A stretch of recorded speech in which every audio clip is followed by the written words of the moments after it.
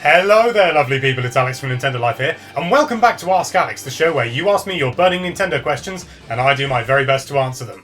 Remember, if you want to ask me a question that may well be featured in a future video, click the link in the description, it'll take you exactly where you need to go. Now, kicking off with a big question, Jakob has asked me, would I prefer to have an HD Pokémon on the Wii U, or a new 3DS portable game? And he also asks, should it be a new 3DS exclusive? That is quite a tricky question, to be honest. I mean, I would absolutely love for a Wii U HD Pokémon real proper experience, but I just don't see it happening. There are over 700 Pokémon now, and, well, I mean, would you want to render all of those in HD?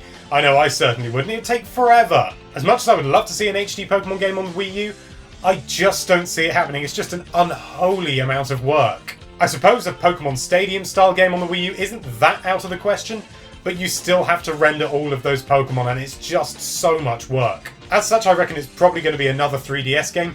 As for it being a new 3DS exclusive, I don't really see it, frankly. Pokémon has an absolutely enormous audience, and I think Nintendo would be absolutely mad to limit it to only new 3DS owners. When Nintendo released the 2DS, they were bragging about the fact that Pokémon would run on it as well as the 3DS, so I think if they are going to release another Pokémon game, it's going to be 3DS, or even maybe a future system. Wii U just doesn't strike me as likely. Can you imagine, though, a full HD Pokémon game?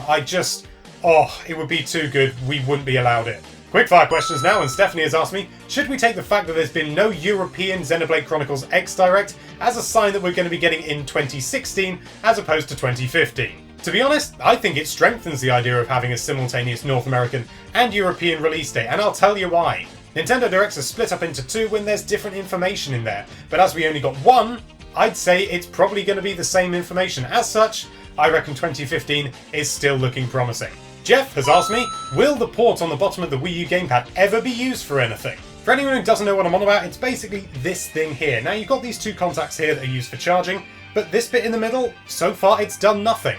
Nintendo has a habit of including additional ports and expansion slots that are either never used or very rarely used, such as the modem adapter on the GameCube. I mean, I never used one, I don't know anyone that did.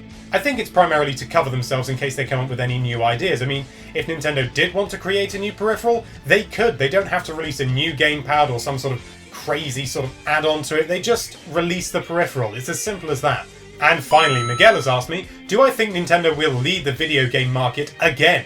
Now, I'm not an economics or business expert, as I'm sure many of you know, but I think the idea of Nintendo or any company leading the video game market is just unfounded. Video games are so widespread now that any one company leading against all the others just doesn't seem viable. I mean, yeah, some companies will do better than others, but to have one that's like a specific leader, just not going to happen.